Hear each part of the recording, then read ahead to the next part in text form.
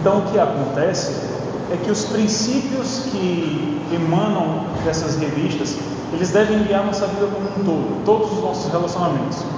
Essa lição de hoje é um pouco mais complexa de ser aplicada, porque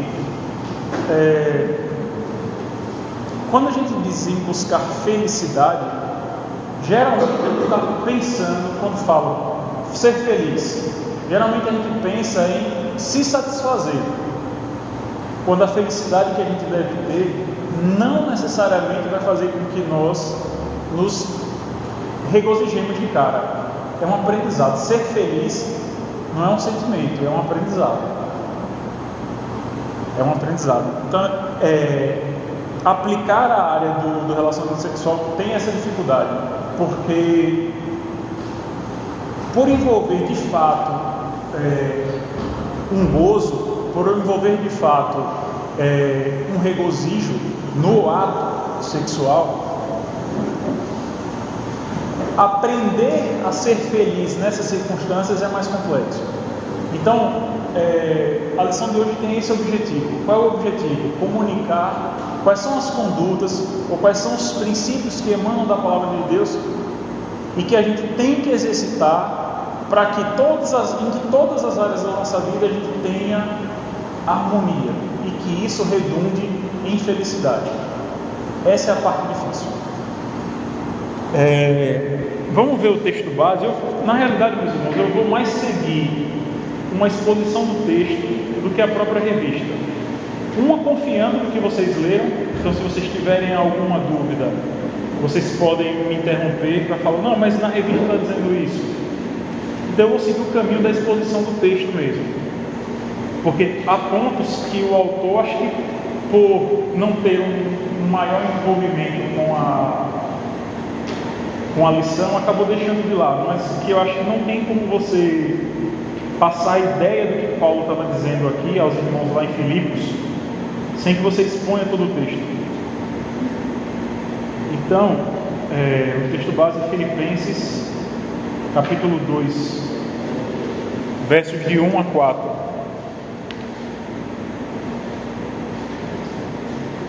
Filipenses, carta de Paulo aos Filipenses, capítulo 2, versos de 1 até o 4.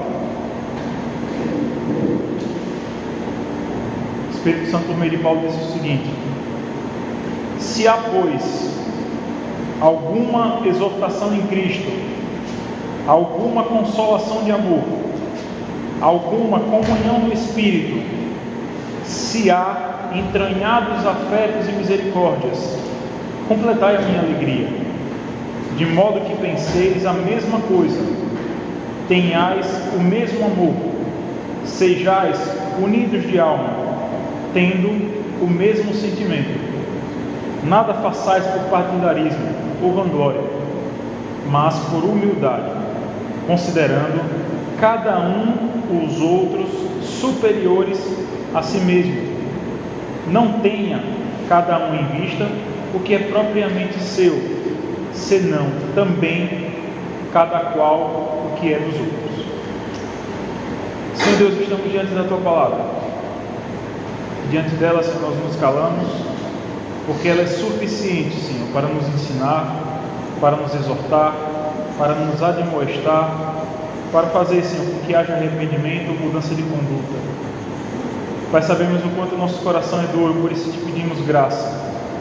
Te pedimos graça, Senhor, porque nos nossos relacionamentos, muitas vezes queremos nos guiar, Senhor, segundo os nossos próprios conselhos, segundo os nossos próprios desígnios, segundo, Senhor, a nossa própria mente, ou então, Senhor, por aquilo que o mundo prega. Senhor, nos ajuda a nos livrar disso, porque isso só nos levará, Senhor, a um caminho de morte.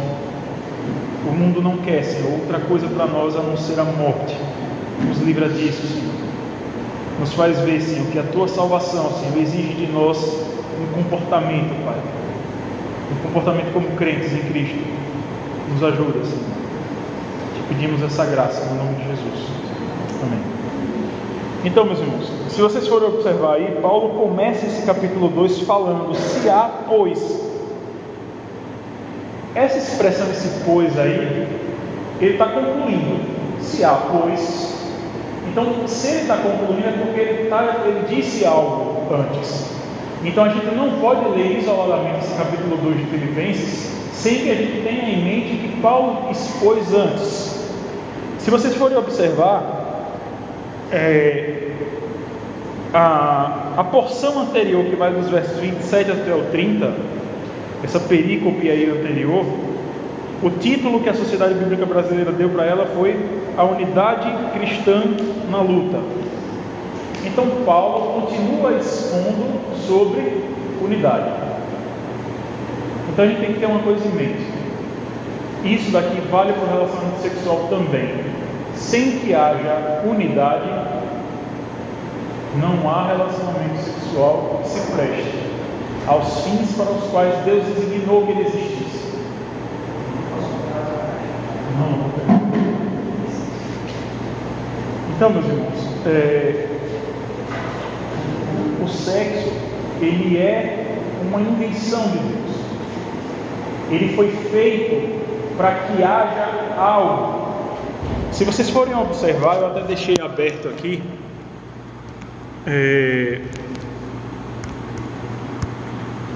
a Confissão de Fé de Westminster, quando ela fala do matrimônio, ela diz para o que se presta o matrimônio. Deixa eu só abrir aqui, por favor.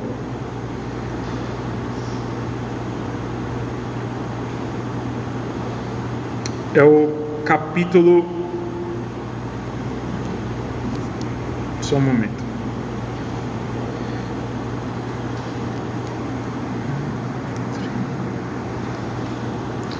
O casamento é o capítulo 24 da Confissão de Fé de Westminster. A primeira seção. O casamento deve ser entre um homem e uma mulher. Ao homem não é lícito ter mais de uma mulher, nem à mulher mais de um marido ao mesmo tempo. Na seção 2 ele continua: o matrimônio foi ordenado para o mútuo auxílio de marido e mulher, para propagação da raça humana e por uma sucessão legítima, e da igreja por uma semente santa, e para impedir a impureza. Não há uma teologia reformada, não há um ensino reformado, uma dissociação entre sexo e casamento. Então todas as afirmações que a igreja fizer sobre casamento, naturalmente ela vai estar fazendo sobre sexo. Não há dissociação. O mundo prega que há uma dissociação, que você pode ter sexo fora do casamento, que você pode ter sexo antes do casamento, você pode ter sexo com outra pessoa enquanto está casado. Mas a Bíblia ensina que só há sexo de fato, atendendo aos desígnios que Deus deu, se for feito nos modos que a Bíblia mesmo trouxe. Mas o mundo não vai pregar isso. Como eu falei, o mundo quer a sua perdição, quer a nossa perdição. Ele quer que de fato haja um caminho de morte para as nossas vidas. Então o que Paulo está falando aqui é para que haja de fato, se homem e mulher se unem, e a partir da união eles se tornam uma só carne, tem que haver no seio da igreja unidade. Então ele começa aí: se há, pois, alguma exortação em Cristo, alguma consolação de amor, alguma comunhão do Espírito, se há entranhados afetos e misericórdias. Se vocês observarem, Paulo começa esse verso primeiro do capítulo 2 como um se há, e lá no final, antes de falar de entranhados afetos, ele coloca esse se há entranhados afetos e misericórdias. Algumas traduções colocam esse se há à frente de cada uma das expressões. Então seria assim: se há, pois, alguma exortação em Cristo, se há alguma consolação de amor, se há alguma comunhão do Espírito. Essa repetição de Paulo é para falar o seguinte: deve haver no coração da igreja, deve haver no coração dos crentes, deve haver no coração de homem e mulher o quê? Alguma exortação em Cristo, consolação de amor, comunhão do Espírito, entranhados afetos e misericórdias.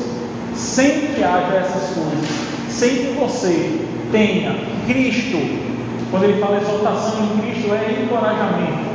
Se o homem se a mulher não estiverem dispostos a encorajar o seu esposo, encorajar a sua esposa em Cristo. Por isso que, numa das primeiras aulas, eu falei, quando eu falei de masculinidade, quando o homem for exortar a sua esposa, for demonstrar a sua esposa, ele não pode usar Augusto Cury. Eu não estou falando que Augusto Cury é errado, apesar de não gostar da linha dele. O que eu estou falando é, o que você deve usar para exortar a sua esposa, o que você deve usar para exortar o seu esposo, para animar o seu esposo e a sua esposa, é a palavra de Cristo. Não vá usar nenhum conceito humano. Quando você for falar para o seu esposo se ele está errado, quando você for falar para o seu esposo que ela está errada, o que você tem que fazer é abra a Bíblia e mostre para ele que ele está errado. Porque se você for falar com a sua boca, principalmente para mulheres aqui, como vocês têm que ser submissos ao seu esposo, se vocês tentarem abrir a boca para falar dos seus próprios conceitos, se calem. Se calem.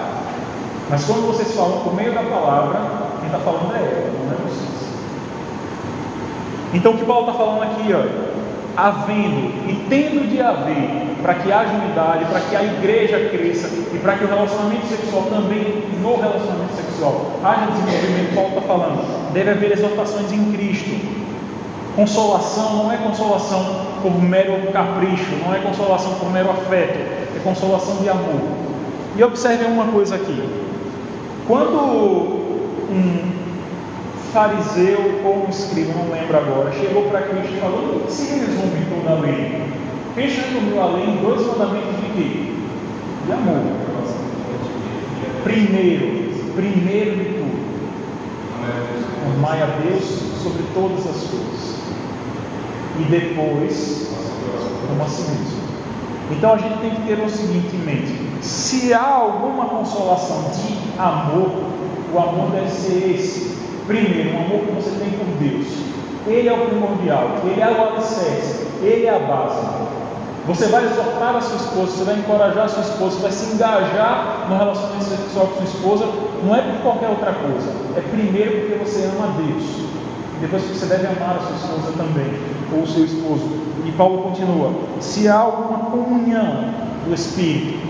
A ideia aqui que Paulo está trazendo é a comunhão que deve haver entre vocês é uma comunhão baseada no quê? No Espírito Santo. Por isso está com esse E maiúsculo aí.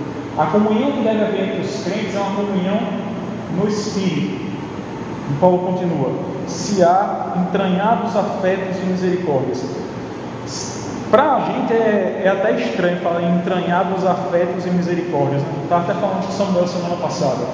A ideia aqui de Paulo é afetos e misericórdias que vem de lá de dentro, por isso é entranhado.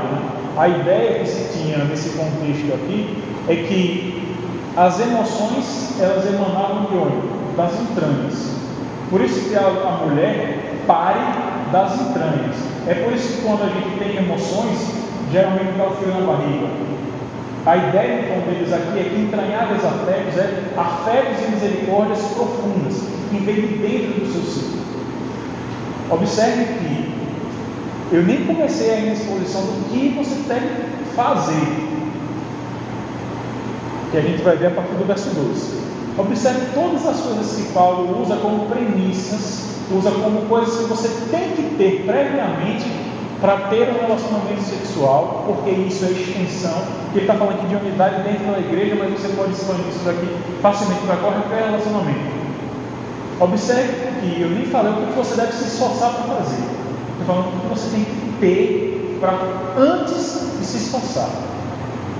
Então pare para pensar aí, se no relacionamento que você tem com o seu irmão, se no relacionamento que você vai ter com o seu futuro esposo, ou que você já tem agora, se há exortações em Cristo, se há consolações de amor, se há comunhão no Espírito e se há de fato entranhados afetos e misericórdias. E isso que Paulo está usando aqui é premissa. Se não houver essas coisas, não adianta se esforçar, porque vai dar errado. Vai dar errado. Então Paulo fala: se há, pois, todas essas coisas, ele pede aqui: completai a minha alegria. Paulo ele poderia muito bem mandar, porque ele tinha autoridade para isso, ele era apóstolo, ele estava falando em nome de Cristo. O magistério de Paulo aqui não é o magistério da boca dele, é o magistério de Cristo. Algumas pessoas dizem até assim, mas tem umas partes em que Paulo diz, não tem o mandamento do Senhor, por isso digo. Aí o povo fala, isso vai sair da boca de Paulo, é um desejo dele simplesmente. Não.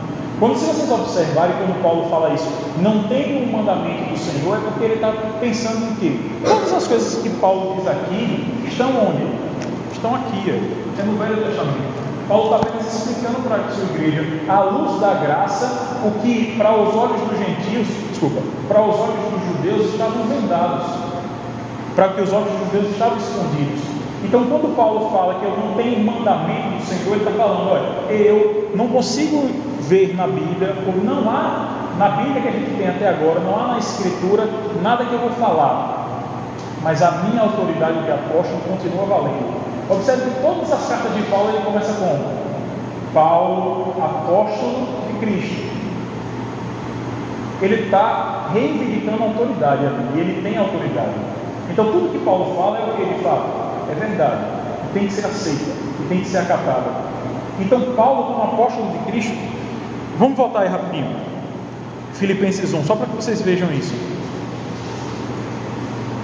Filipenses 1:1. Paulo e Timóteo, servos de Cristo, a todos os santos em Cristo Jesus, inclusive quem? Bispos e diáconos que vivem em Filipos. O que Paulo estava falando aqui inclusive vocês que estão à frente das igrejas, que naturalmente a gente tem que devotar respeito, a gente tem que devotar respeito ao reverendo Emanuel, porque ele é bispo da igreja. A gente deve devotar respeito a todos os presbíteros, porque eles são autoridades na igreja. Mas o que Paulo está falando aqui é para vocês que eu vou falar também. E observe que Paulo, no início do verso 2, do capítulo 2, ele fala, completai. No original, esse completai aqui não está no imperativo. Paulo poderia falar, completem a minha alegria. Ele poderia mandar que os irmãos enchessem o coração dele de alegria, obedecendo as coisas que ele vai dizer depois. Mas esse verbo aqui não está no imperativo, ele está fazendo um pedido. E à luz do que Paulo vai dizer depois, a gente vai entender o porquê dele fazer o porquê dele fazer um pedido e não ordenar. Mas Paulo continua dizendo, completai a minha alegria, de modo que penseis a mesma coisa, tenhais o mesmo amor, sejais unidos de alma, tendo o mesmo sentimento. O que Paulo está falando aqui? Tenham unidade. Vocês têm que ter a mesma coisa no pensamento, vocês têm que pensar igual, vocês têm que ter o mesmo amor, vocês têm que estar unidos de alma, vocês têm que ter uma alma que as almas de vocês devem convergir para um mesmo sentimento. Observe uma coisa, Paulo está falando aqui para crentes em Cristo. Ele está direcionando essa carta, não era para os gentios que havia, ou seja, para os incrédulos que havia na igreja de Filipos. Todas as cartas de Paulo, toda a Bíblia se dirige a quem? A quem Deus ordena, a quem Deus tem no seu pacto. A Bíblia relata um pacto firmado entre Deus e quem? E seu povo. Quando alguém que escuta esse evangelho não se rende, eu vou repetir isso, porque isso é importante. Quando alguém que escuta o evangelho não se rende, a Bíblia não se aplica a ele, vai se aplicar a ele para uma coisa apenas, para condená-lo. Então o que Paulo está dizendo aqui é para os crentes em Filipos. Vocês, crentes em Filipos, tenham o mesmo pensamento, tenham o mesmo amor, estejam unidos de alma, tenham o mesmo sentimento. E por que eu quero dar ênfase a isso logo aqui no começo? Paulo está falando para crentes. Se a gente for olhar para o contexto de casamento, ele está falando aqui para quem? Para marido crente e esposa crente. Pergunta: há como ter unidade? Paulo está falando, vocês devem se esforçar, vocês crentes devem se esforçar para viver como crentes. E aí eu pergunto: há como haver unidade entre luz e trevas? Paulo está dando um recado aqui, é para crentes. E eu extrapolo. Tem como você aplicar isso daqui se a sua namorada não é crente, ou se o seu namorado não é crente? Não. Então, para vocês que ainda estão procurando, para vocês ainda estão esperando no Senhor, esperem nele mesmo. Certo? Porque não há comunhão entre luz e trevas. Se vocês tentarem aplicar ao casamento de vocês o que está aqui, vai ser heresia. Porque Paulo está direcionando isso aqui para quem? Para os irmãos em Filipos. Os irmãos. Então Paulo continua dizendo aí. Então a primeira coisa que a gente tem que ter, a gente tem que raciocinar, é que não há como haver unidade, e uma das partes da unidade que o crente tem que ter é a unidade de pensamento. Quando Paulo diz aí: penseis a mesma coisa. E eu pergunto para vocês: é fácil que duas pessoas, mesmo crentes, pensem a mesma coisa? Nem a pau. Nem a pau. Por quê? Porque são dois pecadores. São dois pecadores. Então eu pergunto: como é que duas pessoas são totalmente diferentes, que têm histórias diferentes, mas que um dia, pela graça, foram alcançadas, mas mesmo assim ainda mantêm no seu corpo a morte, até o dia que 1 Coríntios 15 vai ser cumprido, o corpo dele será glorificado, para se unir com o nosso espírito, que hoje já é justificado? Eu pergunto: como é que duas pessoas que têm histórias totalmente diferentes, criações diferentes, vão ter o mesmo pensamento?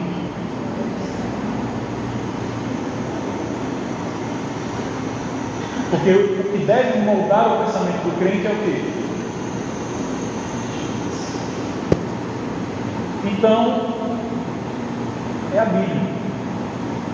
Rapaz, fica muito claro quando a gente olha, mas é muito difícil de pôr isso em prática. Você acha que é fácil para um marido crente pensar igual a sua esposa? Não é. Ele é homem, ele tem as suas dificuldades naturais de homem. Para a mulher, ela tem as suas dificuldades naturais de mulher. Mas o que eles devem fazer? Um pensa de uma forma e o outro pensa de outra forma. Mas o que deve moldar para que os dois tenham o mesmo pensamento? É a palavra. Não há outra forma de crentes pensarem de modo igual se a palavra não for o aio, não for o guia deles. Então, eu penso em fazer isso, eu penso em fazer aquilo. Vamos à Escritura. Como é que a gente deve pensar? E aí eu pergunto: como é que um casal crente vai pensar a mesma coisa e ele deve pautar isso na Escritura se eles não leem a Escritura? E observe que eu estou falando para irmãos. Homem e mulher que são crentes. Homem e mulher que são instados a todo momento a ler a Bíblia. Leiam a Bíblia. Os meus princípios, os meus desígnios, os meus testamentos, os meus testemunhos estão aqui. Como é que você vai querer isso de um não crente? Não tem como. Então, o que molda o pensamento do crente, isso é um esforço, isso não vai ser para agora. O que Paulo está falando aqui é completar a minha alegria. A ideia é mais ou menos a seguinte: em algumas traduções é: completem a medida da minha alegria. Imagine que a alegria de Paulo seja um copo que está sendo cheio. Ele sabe que isso não vai ser de vez. O que Paulo está falando é: completai. E ele está pedindo: se esforcem. Se esforcem por ter o quê? Unidade. Por ter o mesmo pensamento. Então, qual deve ser o esforço do crente? Se ele sabe que com a sua esposa, no relacionamento sexual, eles têm que ter o mesmo pensamento, e esse pensamento deve ser mudado pela Escritura, qual deve ser o esforço do casal crente? Ler a Escritura. A gente pode começar como um modo, né? No namoro, a gente vai começar a exercer isso, né? Estar lendo a Bíblia junto, entendendo a Bíblia, já tentar ter uma linguagem, né, de unidade, para no casamento a gente continuar, só amadurecer, né? Esse contato, né? Essa unidade bíblica. O que Gil falou é extremamente importante. Por quê? A gente hoje vive em um contexto que a gente tem uma maior liberdade no namoro, coisa que não acontecia 100, a 200, a 300 nos tempos bíblicos. Hoje a gente consegue, se a gente quiser, se tiver como, tem como a gente ver nossa namorada, por exemplo, todos os dias. Por que você não dedica tempo para já moldar o seu pensamento segundo a Escritura? Porque é natural que o contexto familiar de um e o contexto familiar de outro moldem o pensamento deles dois de modos distintos. Os pais, mesmo que estejam se esforçando, os pais de um menino crente e de uma menina crente, por mais que eles estejam se esforçando, eles ainda estão completando a alegria, se estiverem tentando, né? Completando a alegria de Paulo. Então observe que quando eles entregam o filho dele para o mundo, e quando eles aqui entregam a sua filha para se casarem para o mundo, né, para enfrentarem o mundo juntos agora, os conceitos, os pensamentos podem estar moldados de maneira errada. O que é que os crentes agora que se reúnem, ou seja, que já têm a intenção de casar, porque casamento sem intenção de... namoro sem intenção de casar não é casamento de cristão. Se eles agora começam a namorar, qual deve ser já o esforço deles? Primeiro, como irmãos em Cristo, porque a gente tem que lembrar que essa carta Filipenses, esse trecho aqui é uma exortação ao amor fraternal, entre irmãos. Você, eu, Priscila, Davi com Maiana, Priscila com Laércio, todos os outros casais aqui, são o quê? São irmãos em Cristo. Antes de serem casados, nós somos irmãos em Cristo. Na ressurreição, eu não vou conhecer Priscila como minha esposa mais. Ela vai ser simplesmente o quê? Simplesmente uma serva que vai estar ao meu lado, louvando a Deus eternamente. Então a gente tem que lembrar de uma coisa: se a gente tem que moldar o nosso relacionamento entre irmãos segundo ter o mesmo pensamento na Escritura, o que casal, namorados tem que fazer? Tentar moldar o seu pensamento desde agora. Tentar moldar o pensamento para que seja comum. Mas não é comum segundo os conceitos do mundo. Ele deve ser comum segundo o quê? Porque a Escritura diz. E assim, antes mesmo do namoro, a questão que o pastor Manuel, tem 2 semanas ele falou. Se você vai escolher alguém para casar, você tem que analisar primeiro se a pessoa tem relacionamento com Deus. Infelizmente, hoje nas igrejas, a maioria não tem esse relacionamento de ler a palavra, de se dedicar. E assim isso faz muito. Antes do sentimento, antes de qualquer coisa, você procurar saber se a pessoa lê a palavra, se tem uma vida de oração, porque isso vai ser a base de tudo. Por isso que eu acredito muito nos casamentos arranjados, sabe?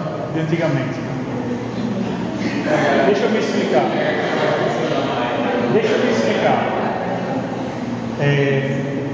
Se a gente for olhar, por exemplo, as colônias inglesas nos Estados Unidos, 1700, os puritanos. Eu não poderia passar uma aula sem falar dos puritanos. Quais eram os modos? O pai, quando ele via que o brodinho em Cristo estava se engraçando com a filha dele, não era a primeira coisa que esse pai fazia. Ele ia para o pai do outro brodinho, ele ia para o pai do brodinho e falava: e aí, como é que está o relacionamento do seu filho com Cristo? Ele não vai entregar, ele não iria entregar a filha dele na mão de qualquer um. Não é simplesmente porque está dentro todo domingo, toda quinta-feira, toda quarta-feira dentro da igreja, que você tem um pensamento moldado segundo a palavra. Então havia esse cuidado muito grande por parte dos pais puritanos pelas filhas. Então lá, se ligue, viu? Se ligue que eu vou. Se Nicolas chegar perto e falar: e aí, brother, como é que está a sua vida? Então, o pensamento deve ser moldado, e por isso que um relacionamento com Deus deve ser primordial quando a gente almeja ou se interessa por alguém. Porque não há, irmãos, não há como de fato vocês terem um casamento feliz E felicidade não é a felicidade que o mundo prega. Um casamento feliz e moldado pela Escritura, se você não tiver do seu lado um cônjuge que esteja se esforçando por se moldar segundo a Escritura. Não? A sociedade, né, tem aquela falsa visão do felizes para sempre, né? Mostra aquele romantismo. Aí, quando casa, beleza, só que não mostra o pós do casamento. Se nós não temos esse pré-casamento, no caso, o namoro é pré-casamento. Então, o namoro ele é voltado para o casamento. Se a gente não começa a consolidar o nosso namoro, como é que vai ser após a lua de mel? Né? Que aí começa realmente a vir em choque o que você falou. Essas questões familiares, essas questões, né? Cada um tem tipo de educação.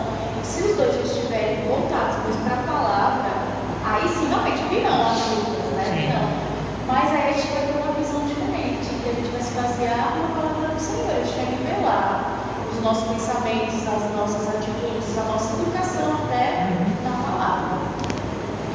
Meus irmãos, não é fácil, por exemplo, eu estou casado com a Priscila há 7 anos já. Ainda hoje, nós somos confrontados com coisas que a gente trouxe de casa. Eu trouxe da minha casa e ela trouxe da casa dela. Acho que com Priscila é a mesma coisa, com Mariana e Davi é a mesma coisa, com Linoca é a mesma coisa.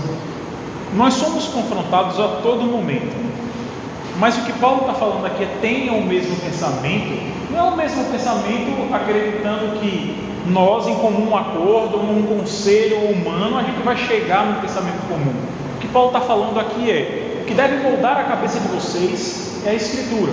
E isso é o que vai dizer o que está errado e o que está certo. Quem está errado e quem está certo. Porque é natural. É natural que algo que meu pai me ensinou, eu tome como verdade universal. E eu vá defender isso com unhas e dentes. Mesmo que eu tenha que ofender um irmão em Cristo, a quem agora eu sou uma só carne. Eu pergunto uma resposta muito simples. Quanto tempo você achou que você durante o namoro fazendo tudo isso? Quanto tempo? Você acha que você achou o tempo necessário fazendo isso durante o namoro? Nem a pau. Então isso também prova o quanto nós não temos essa criação, né? Porque, por exemplo, por mais que meu pai tivesse me ensinado isso, agora eu estou falando, eu fico pensando, nossa, eu gastei muito tempo do meu namoro, foram 8 anos, namoro no impacto, fazendo muitas coisas na igreja, dentro da igreja, saindo com os amigos da igreja, fazendo coisas juntos da igreja, mas assim, lendo mesmo a Bíblia, entendeu? Não foi que, assim, por mais que a gente fale hoje, eu acho que essa maturidade também, quando a gente não tem em casa, lendo a Bíblia no casamento, coisa que a gente deveria ter feito, como você está falando antes. Então, assim, foi falta de instrução, talvez uma boa parte, assim, né? Talvez, da criação de ambos. Eu não lembro, por exemplo, meu pai dizendo para mim, olha, leia, Brandon, leia, acaba, seja Deus, eu não lembro. Eu acho até que na cabeça dele eu ia dizer, meu pai, isso não tá doido, eu vou ficar aqui, né? Talvez. Mas é extremamente importante. Agora que a gente tem essa ideia, né? Para quem está ouvindo, é muito importante. Então pronto, aprendam com os conselhos dos mais velhos e com a vivência dos mais velhos. E não façam besteira. E se esforcem, sabe? Se esforcem de verdade, porque se vocês já conseguirem chegar no casamento com isso moldado, se isso já for uma prática comum, se isso já for de fato algo natural, quando vocês casarem, isso vai continuar fluindo. Agora, se vocês esperarem o casamento, vai dar pau, uma hora dá pau, sabe?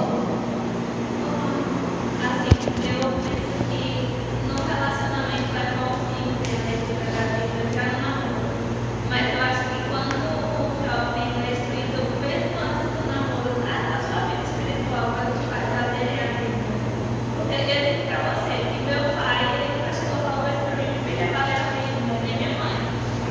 Eu sempre fui pro meu quarto e li minha Bíblia, mas eu sempre, durante o tempo da minha vida, e muito jovem, não é a Bíblia no seu dia a dia. Então, eu acho que na verdade não é um mau costume do namoro, já que na vida espiritual do homem. Sim. Esse é o grande problema, porque Vamos faltar só uma folha aí na nossa Bíblia. Efésios 6.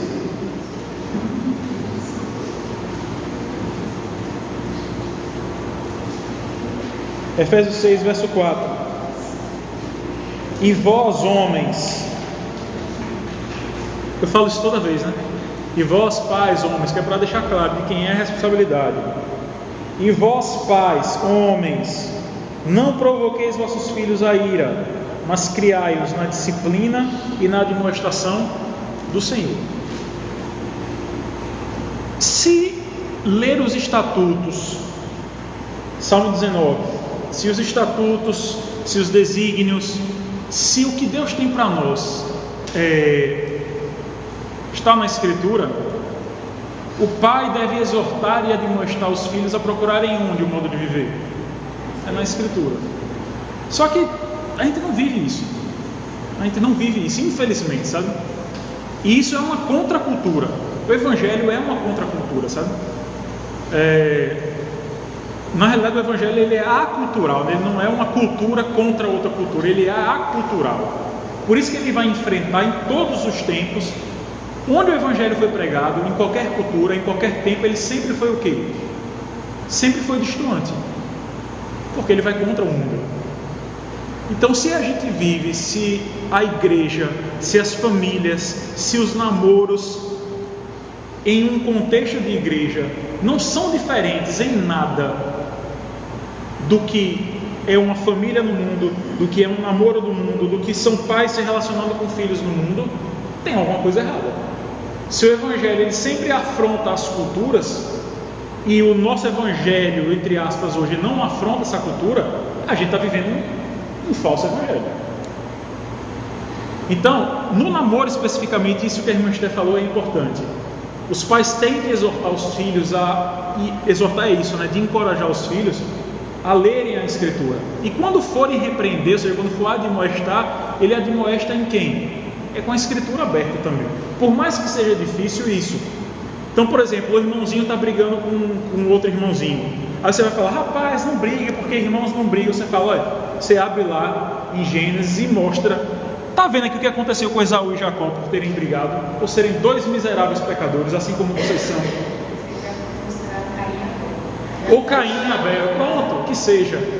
Acho que é muito traumático, Caim e Abel. É bom que você tenha um repertório, né? Você usa Caim e Abel quando a briga foi muito feia e tal. Pronto. Então, se você não usar a Escritura para admoestar os seus filhos, você está se comportando como o mundo. O que tem de diferente? Aí você fala, mas é difícil. Se a gente não lê a Bíblia, é difícil, de fato. Admoestar o irmão, admoestar o filho, admoestar a esposa, ou a esposa exortar o marido, sem a Escritura. Porque o professor fala sobre a mulher ela ser submissa, né? Então, tudo que a gente já falou, né? Então, a submissão até mesmo e exortar os pontos, porque assim, eu sei que tem, por mais que a gente enfatiza aqui como é a submissão não é algo ruim, é algo bom, mas eu sei que tem pessoas que ainda têm uma questão de submissão, é que o homem manda e a mulher obedece, então acabou. Então, quando o casal ele tem essa vivência bíblica, e até mesmo a mulher soltar o seu esposo de acordo com a palavra, ela vai continuar, primeiramente, submissão ao esposo, mas em contrapartida ela vai ser vista nos seus filhos. E muito mais do que isso, irmã Gil, a gente tem que lembrar que, de novo, qual é a primeira visão que um cônjuge tem que ter do outro? Não é de homem e mulher, sabe? É de irmão em Cristo. Ambos estão andando juntos para Sião. Ambos estão andando juntos para Sião. É um ajudando o outro. Isso daqui que Paulo está falando, uma exortação ao amor fraternal, é entender que o marido e a mulher não são simplesmente carne que ele se aproveita no final do dia, não. É lembrar que aquele cara que está do seu lado, aquela mulher que está deitando do seu lado toda noite, é um irmão em Cristo com você. Ele está andando para Sião com você. Então, se você é pedra de tropeço, deixa de ser e passa a ser o quê? Passa a ser ponte. Da mesma forma que o marido deve fazer isso com a mulher. E a responsabilidade é muito maior sobre ele do que sobre a esposa. E aí Paulo continua. Então, a primeira coisa é ter a mesma mente, ter o mesmo amor, E esse amor aqui é o quê? Primeiro amor para com Deus. Ele é que está sobre todas as coisas. Porque o que acontece muitas vezes? A gente, por um falso amor, porque isso é falso amor, por um carinho não bíblico, digamos assim, até é difícil de chamar dessa forma, a gente deixa de fazer com que o marido deixe de repreender a esposa. Repreender, quando eu digo, é ajudá-la a crescer, ou a esposa ao contrário, por amor ao marido. A primeira coisa que você tem que fazer é ter amor por quem? Deus. É dele que flui o verdadeiro amor. Então, se você tiver o verdadeiro amor a Deus, você tem que ter o segundo amor. Então, é tendo o mesmo amor. E que amor é esse? Amar a Deus acima de todas as coisas, e o próximo, o seu irmão em Cristo, seu esposo, como você ama a você mesmo. Você não vai machucar a sua carne. É assim que está lá em Efésios 6, mas direcionado aos homens. O homem, ele não machuca a própria carne, antes ele vai do quê? A alimenta. Vamos voltar aí rapidinho. Efésios 6, 29. 5, desculpa. Efésios 5, 29. Porque ninguém jamais odiou a própria carne, antes a alimenta e dela cuida, como também Cristo o faz com a igreja, porque somos membros do seu corpo. Eis porque deixará o homem o seu pai e a sua mãe, e se unirá à sua mulher, e se tornarão os dois uma só carne. Então, se vocês forem observar o verso 28, Paulo está dizendo: assim também os maridos devem amar a sua mulher como o próprio corpo.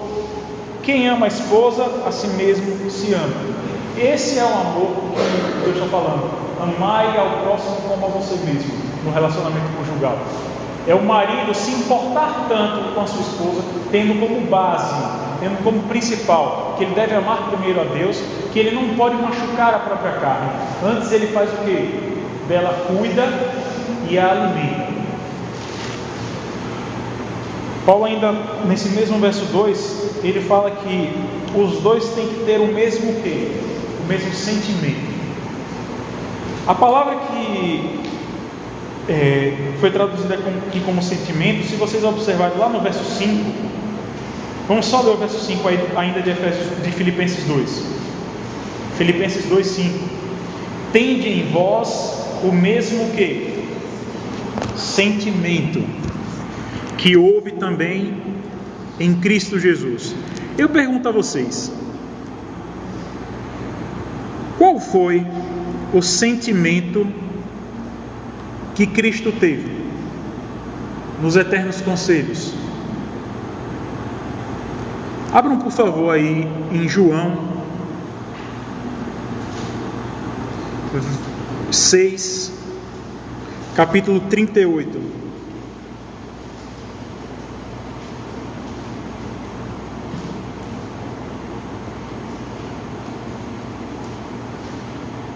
João capítulo 6, verso 38. Se vocês forem observar aqui, esse contexto é da chamada eficaz, né? No verso 37 está aí: todo aquele, a vocação eficaz, todo aquele que o Pai me dá, esse virá a mim, e o que vem a mim de modo nenhum o lançarei fora. Mas esse verso 38, apesar de estar envolvido nesse contexto, observe o que Cristo fala aí: porque eu desci do céu, não para fazer a minha própria vontade, e sim a vontade daquele que me enviou.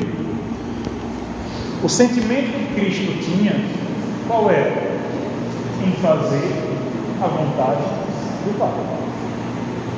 Esse era o sentimento de Cristo nos eternos conselhos. Esse foi o sentimento, a palavra aqui traduzida por sentimento, que no grego a ideia original é de moldar a mente. O sentimento aqui é de moldar de fato a mente. Então, o que Paulo está falando aqui é que os dois, ou melhor, a igreja, e a gente está falando aqui específico no contexto do relacionamento matrimonial e também da relação sexual, é que os dois têm que ter o mesmo sentimento. A palavra é a mesma que Paulo usa no verso 5. E o que Paulo está querendo dizer aqui? Que os dois, no relacionamento sexual, têm que ter o mesmo quê? O mesmo propósito. qual é o propósito? Qual é o propósito de todo o crente? Qual deve ser o propósito de todo crente? Glorificar a Deus. Quer comais, quer bebais ou façais qualquer outra coisa, fazer isso para a glória de Deus. O autor da lição, e aí já é mais para o final, ele fala que os dois têm que ter uma ligação de interesses. Para quem não conseguiu entender a diferença entre propósito e interesse, porque as duas, de fato, apesar de estarem entrelaçados, não são iguais. Interesses são coisas temporais, ou melhor, são coisas nesse contexto específico, ou seja, nessa fala específica, do que a gente faz, dos meios para se conseguir um fim. Esses seriam os interesses. Então, hoje, eu tenho vários interesses quando chegar em casa. Tenho interesse de comer, vou ter o interesse de assistir algum sermão, ou de ler a Bíblia, ou de cantar algum salmo. Tenho interesse de vir à casa do Senhor hoje à noite. Esses todos são interesses meus. São meios que eu vou utilizar para um único propósito. Qual deve ser esse único propósito? Glorificar a Deus. Então, o sentimento de Cristo, aí no verso 5, e é o mesmo sentimento que Paulo está exortando que os irmãos tenham aqui, é que os dois, em tudo, quando forem fazer, façam o quê? Glorifiquem a Deus. E quantas vezes é difícil você glorificar a Deus por causa do comportamento do seu cônjuge? Por quê? Porque ele, da mesma forma que você, é o quê? É um miserável e um pecador. Por mais que a gente se esforce, por mais que a gente use meios, a gente está andando. Por que é então que Paulo exorta para que os crentes tenham unidade? Porque quando um tropeça, é o outro que vai levantar. Quando um está fraco, o outro tem que estar forte para pegar pela mão e levantar. Por mais que o encargo, por mais que a responsabilidade de conduzir a sua família seja do homem, e de conduzir o ato sexual seja do homem, a responsabilidade é dele para glorificar a Deus. Vai ter horas que ele vai estar fraco, seja qual for a fraqueza que ele tem, seja porque ele está em uma época de pensamento lascivo, seja porque em uma época específica ele está tão ligado nas coisas do trabalho que ele tem sexo simplesmente como um atendimento de uma necessidade fisiológica. A responsabilidade está sobre ele, primordialmente.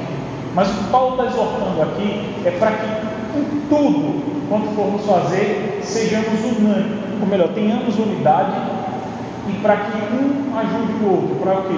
Para glorificar a Deus. Porque observe uma coisa, se no relacionamento sexual o marido leva para a cama dele o trabalho dele, se ele leva para a cama dele as preocupações, se ele leva, ou se a esposa leva para a cama dela, para a cama que só deve ser dos dois, algo de fora, eu nunca vou chamar isso de adultério, nunca vou chamar isso de comunicação, mas no mínimo, isso é não glorificar a Deus. O engajamento, e aí Gil perguntou, em que nível de fato existe espiritualidade no relacionamento sexual? No ato carnal, no ato do relacionamento sexual em si. Observe uma coisa, o que você pode trazer para a sua cama as suas preocupações? Não. Você pode trazer para a sua cama o que está lhe afligindo lá fora? Não. Observe que a união dali não é apenas a união de dois corpos. Eles agora estão moldando mente, sentimentos, estão moldando prazeres, tudo isso para fazer o quê? Para glorificar a Deus. É um exercício de culto, o ato sexual. Quando a gente institui, meus irmãos, a nossa vida, os nossos atos, as nossas responsabilidades, o nosso trabalho de glorificar a Deus, a gente se comporta como um vagabundo. A nossa vida é uma vida de culto. Romanos 12, vamos ver Romanos 12. Romanos 12, 1.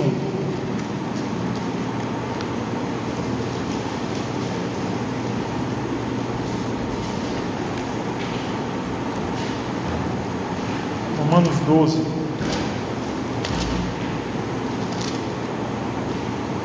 Rogo-vos, aqui Paulo está gritando, rogo-vos, pois, irmãos, pelas misericórdias de Deus, que apresenteis o vosso corpo, o sacrifício vivo, santo e agradável a Deus, que é o quê? O vosso culto racional. E não tomem a forma, não se amoldem, não deixem que o oleiro seja o mundo, não vos conformeis com esse século, mas transformai-vos pela renovação da vossa mente, para que experimenteis qual seja a boa, agradável e perfeita vontade de Deus. Se o seu relacionamento sexual é moldado pelo que o mundo diz, se você traz para o seu ato sexual as coisas que o mundo prega, se você traz para o seu ato sexual as suas preocupações, as suas aflições, você não está cultuando a Deus do modo que Ele deve ser cultuado. É uma atividade muito... É difícil falar isso, mas o nível de espiritualidade do ato sexual é muito maior do que o que a gente pensa que ele é. Na realidade, poucas são as igrejas que pregam que o ato sexual é um ato de culto, é um ato espiritual. É um ato espiritual, você está louvando a Deus. Você deve oferecer o seu corpo, o esposo deve oferecer o corpo ao marido, e o marido deve oferecer o corpo à esposa, como o quê?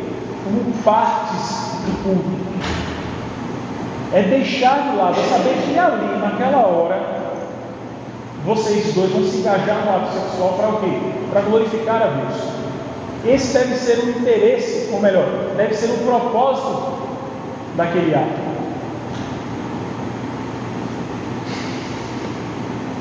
E aí Paulo continua no verso 3: nada façais por partidarismo, por contenda ou vanglória, mas por humildade, considerando cada um os outros superiores a si mesmo. E aqui é uma admoestação para os homens. É natural. Por que eu digo natural? Porque a natureza do nosso corpo carnal é pecaminosa. É natural para o homem natural, ou seja, é normal para o homem natural querer subjugar sua esposa no ato sexual, querer fazer com que aquele momento seja um momento dele, seja um momento de gozo, de prazer dele. O que Paulo está falando aqui, num contexto de igreja, mas que a gente pode muito bem abrir para todos os relacionamentos, inclusive para todos os atos, porque tudo é um ato de culto e o sexo não deixa de ser diferente, não é diferente.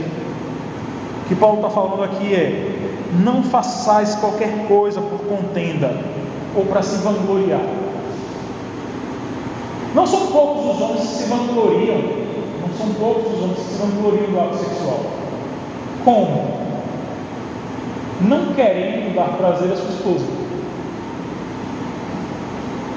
Deve ser uma preocupação muito grande, mas deve ser uma preocupação muito grande porque Paulo, quando ele está falando lá em 1 Coríntios 7, ele fala que o homem não deve... Vamos abrir isso daí. 1 Coríntios capítulo 7.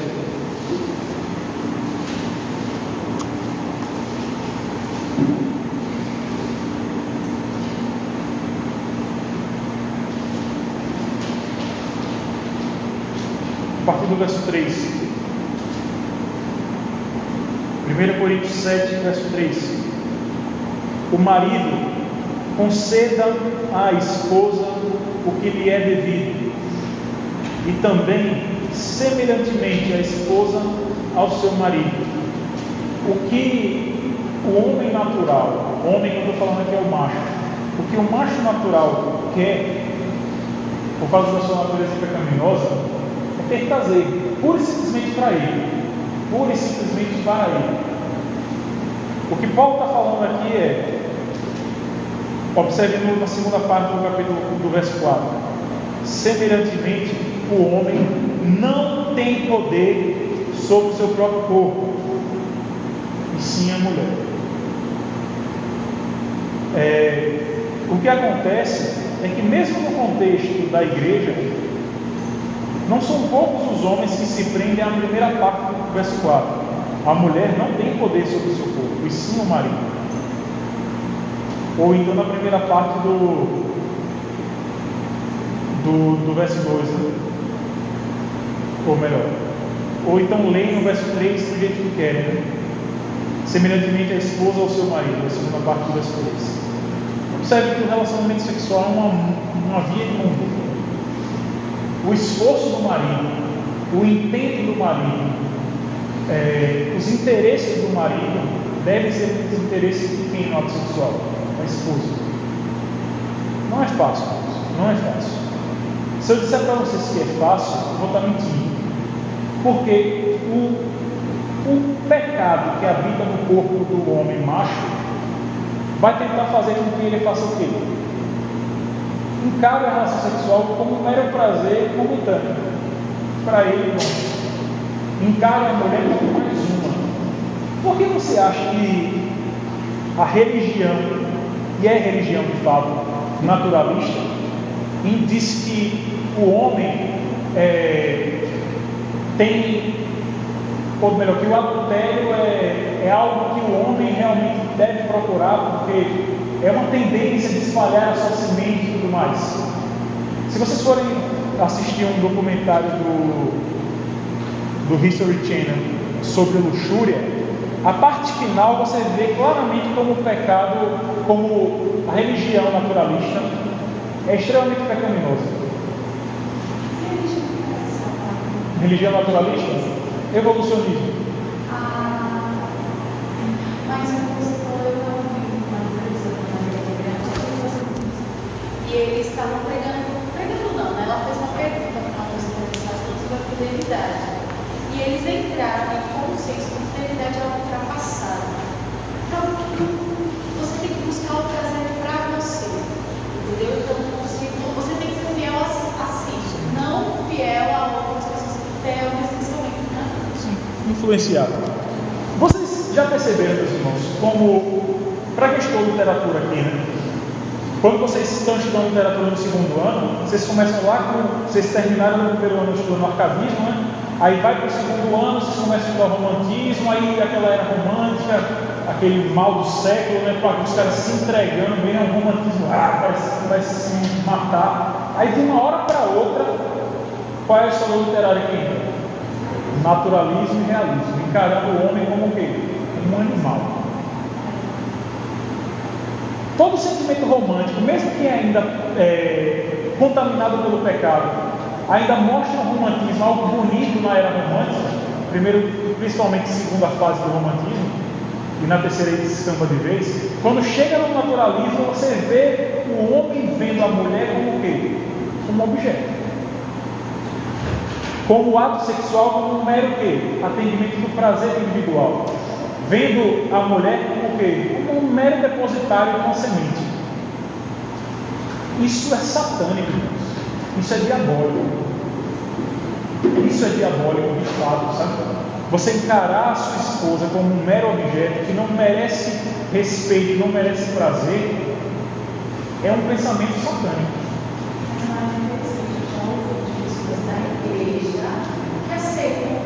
Tanto a mulher aceita que o marido tem outras mulheres, isso já começa no namoro, quanto durante o casamento. Aceita. Eu tenho que ficar com ele, a minha vida, então não aceita. Rapaz, nessas horas dá vontade de escutar Maranata. Maranata, vem Senhor, porque tá osso. Mas enquanto ele não volta, a gente tem que caminhar. Então observe uma coisa. Deve ser uma preocupação de fato. Isso eu digo para os homens aqui, para os que são casados, para os que ainda vão se casar, e principalmente para os que ainda vão se casar, para que vocês já vão moldando a sua mente desde agora. Deve ser um esforço seu se preocupar com sua esposa no ato sexual,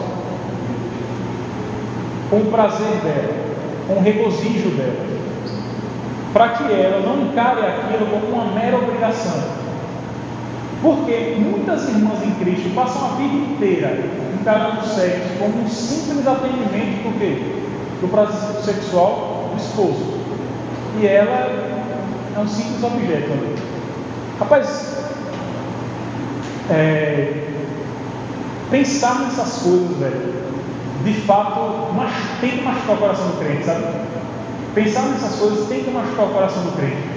Porque, primeiro, ele está indo de encontro ao que o próprio Deus falou, em 1 Coríntios 7. Então ele está ofendendo a Deus. E segundo, ele está ofendendo uma irmã em Cristo. Ele está injuriando uma irmã em Cristo. Ele está fazendo com que uma irmã em Cristo sofra algo que o mundo é que deveria estar pisando nela. Mas é você, um outro irmão em Cristo, que está fazendo. Isso deve machucar o coração da gente, né? E se revoltar de fato quando isso acontece. Então, o que Paulo está falando aqui, nesse verso 3, é que você não deve fazer nada para a sua própria vanglória. E ele continua: mas por humildade. A gente tem um conceito de humildade muito errado, né? Geralmente a gente entende humildade como pobreza.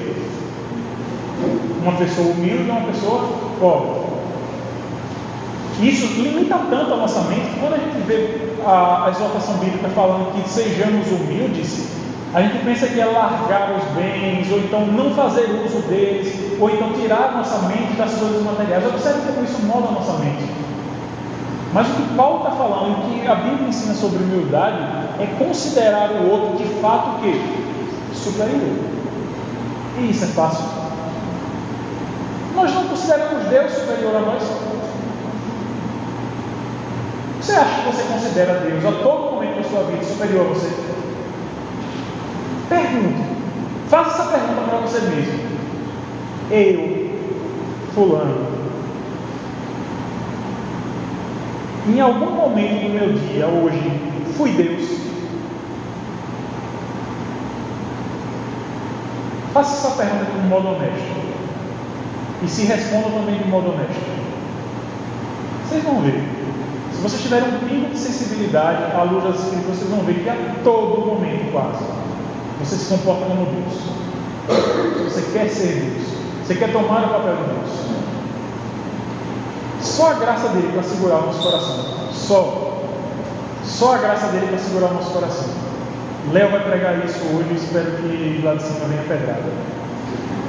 Não sobre vocês, sobre mim. Porque o meu coração é extremamente vaidoso. Esse é o meu maior pecado, eu acho. Eu sou extremamente vaidoso. Então, meus irmãos, se vocês me amam, não incitem vaidade em mim. Não incitem, porque eu tenho um coração vaidoso. Então, quando Paulo está dizendo aqui que sejamos humildes, considerando o outro como superior, é um esforço mesmo. É um esforço. Porque nós não consideramos Deus muitas vezes superior a nós, como ser supremo, criador de todas as coisas, que só não muda o seu plano porque ele é fiel a ele mesmo. Imagine o irmão que está ali do lado pecando. Você vê o pecado do seu irmão, qual é a natural? Qual é a natural tendência do seu coração? Subjugar. Subjugar, rapaz. É inferior a mim. Não. E a palavra que Paulo usa aqui, Paulo usou de propósito, ao que parece, porque a palavra no original que Paulo usou, que é traduzida aqui como humildade, era uma palavra que os judeus utilizavam para falar de alguém frouxo, alguém que baixava a cabeça para qualquer ofensa, um lacaio, quando o Senhor fala e ele tem que baixar a cabeça. Paulo usa de propósito: sejais humildes. E isso é difícil. Mas antes, o que ele fala? Considerando cada um os outros superiores a si mesmo. E aí Paulo continua: não tendo cada um em vista o que é propriamente seu, senão também cada qual o que é dos outros.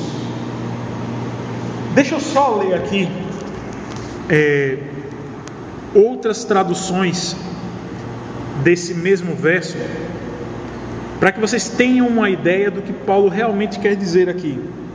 O Filipenses 2, verso 4,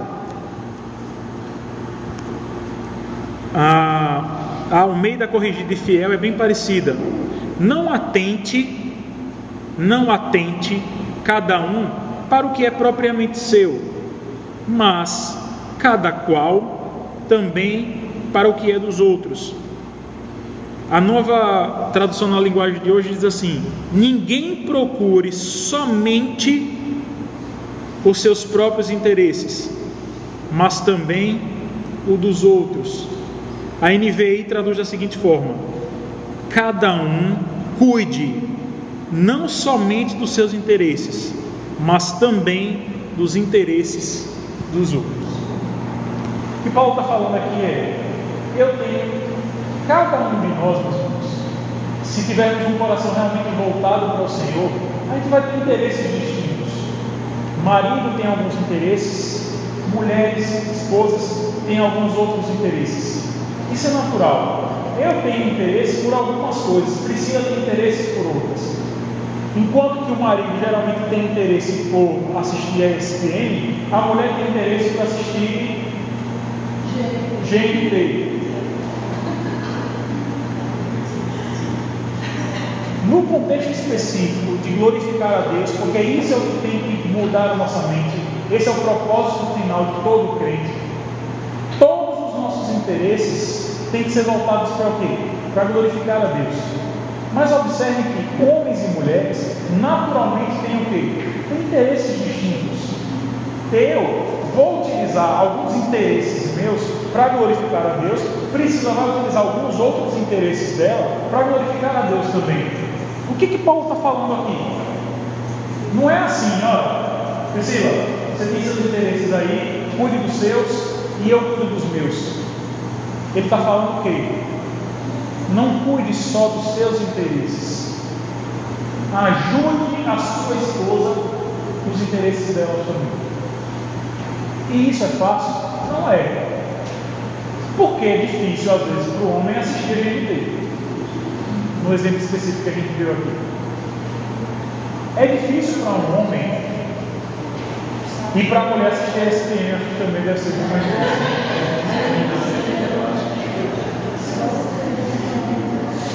Mas o que eu estou falando é o seguinte: o que Paulo está dizendo especificamente aqui é o seguinte: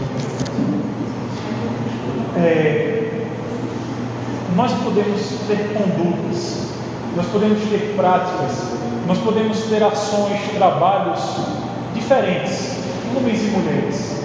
E no relacionamento sexual isso não é diferente. As mulheres têm alguns interesses distintos no ato sexual dos do homem, isso é natural. Mulheres se afloram com toques, mulheres se afloram com carícias, se afloram com falas. Homens geralmente não se afloram com isso. Homem nem se aflora.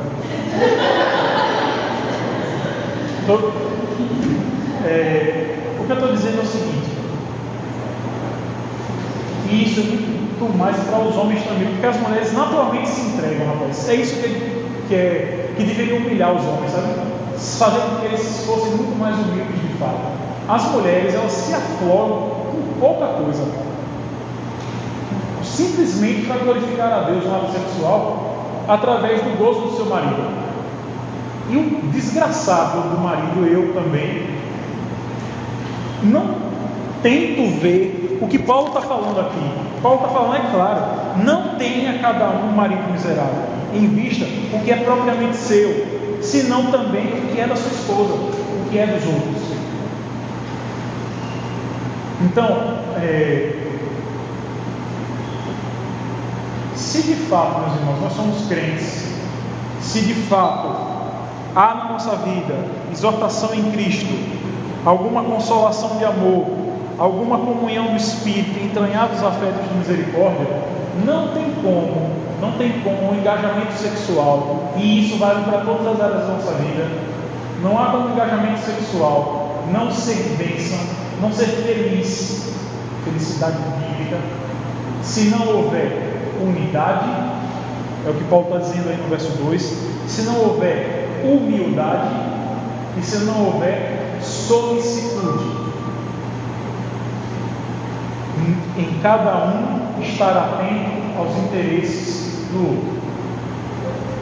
Então, meus irmãos, se vocês puderem, passem essa mensagem para frente, sabe? Muito mais do que tratar temperamentos, muito mais do que tratar finanças, muito mais do que tratar uma coisa ou outra, o que tem que ser tratado no relacionamento sexual é o pecado. E o que o pecado faz com o homem e o que o pecado faz com a mulher? Faz com que eles não tenham unidade, faz com que eles não sejam humildes e faz com que eles não sejam solícitos. O crente, ele tem que ser confrontado com esse pecado, que o afasta do irmão em Cristo, que ele tem uma intimidade muito maior, que é uma intimidade que reflete o relacionamento de Cristo com a igreja. Rapaz, eu acho que isso tem que ser ensinado para todo mundo que vai casar. Relacionamento sexual, casamento, é uma imagem só.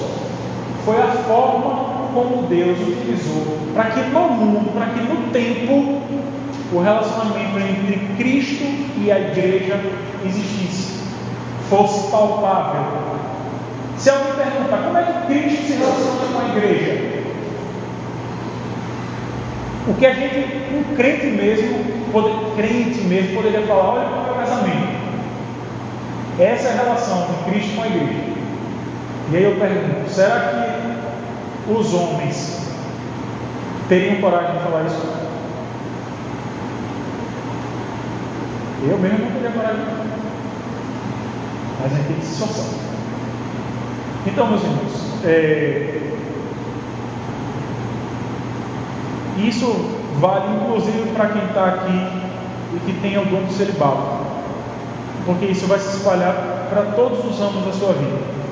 Um relacionamento real entre irmãos em Cristo, e isso é também no casamento, não vai para frente, não há harmonia se não houver, primeiro, como premissa, como base, como coisas que não podem deixar de haver, de existir: exortação em Cristo, consolação em amor, comunhão no Espírito, entranhados afetos e misericórdias.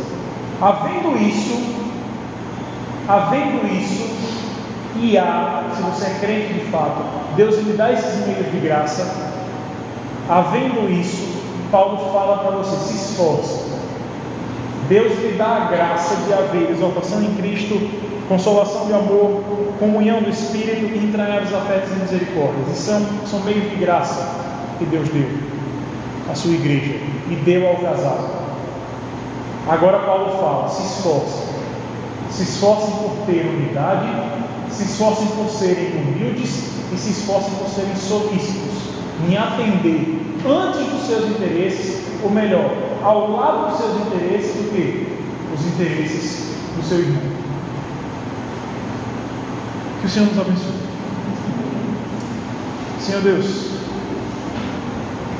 nós queremos te louvar, Senhor, porque apesar de difícil, Senhor, a tua palavra é extremamente clara, Senhor, em nos mandar, mesmo que seja difícil, Senhor, usando esses meios de graça, para que tenhamos, Senhor, um coração em unidade, para que realmente, Senhor, a Bíblia seja o norte, para que a tua Escritura, Senhor, molde as nossas mentes, molde o nosso pensamento. Senhor, nos livra, Senhor, de moldarmos a nossa mente segundo o que o mundo prega, segundo o que os conceitos humanos pregam, Senhor. Isso é caminho de morte, Pai, nos livra disso. Nos ajuda, Senhor, para que a tua palavra, Senhor, seja a nossa, de fato, a nossa única regra de fé e de prática. Seja isso, Senhor, que molde a nossa mente. Que não, Senhor, nos revoltemos contra ela, não nos rebelemos, Senhor, contra a autoridade dela. E realmente, Pai, a tua escritura, Senhor, os teus mandamentos, os teus desígnios, os teus testemunhos, Senhor, ao longo da história, realmente moldem o nosso caráter, moldem a nossa mente, moldem, Senhor, a forma como vemos a Ti. Que o nosso amor, Senhor, pelo irmão seja baseado no amor que temos por Ti, Pai. Que não nos acovardemos, que não nos moldemos, Senhor, ao que irmãos em Cristo, Senhor, muitas vezes enganados, têm encarado como um amor. Ajuda-nos, Senhor, a pregar esse verdadeiro amor, Pai. Ajuda-nos a sermos humildes, a vermos, Senhor, de fato, nosso irmão como superior a nós mesmos. Porque, Senhor, mesmo que haja, Pai, um dom que seja, uma conduta nossa, Senhor, que seja, que se sobrepuja de um dado irmão, Senhor, há outras tantas que devem nos humilhar, Senhor. Há outras tantas em que somos piores, Senhor. Nos ajuda a ver, Senhor, que os dons são dados por Ti e Tu distribuis, Senhor, segundo o Teu querer. Cada um, Senhor, de nós veja o seu irmão como maior. Nos ajuda, Senhor, a nos humilharmos. E eu te peço também, Senhor, ajuda-nos a nos esforçar, Senhor. Ao lado dos nossos interesses, Senhor, procurarmos os interesses dos nossos irmãos, a procurarmos os interesses dos nossos cônjuges, Senhor, a sermos sensíveis, Pai, a sermos sensíveis de fato ao que Tu queres, Pai. Que os nossos interesses, Pai, realmente se amoldem, Pai, se amoldem ao propósito final, que é glorificar o Teu nome. É no nome de Jesus, Senhor, que nós te oramos. Amém.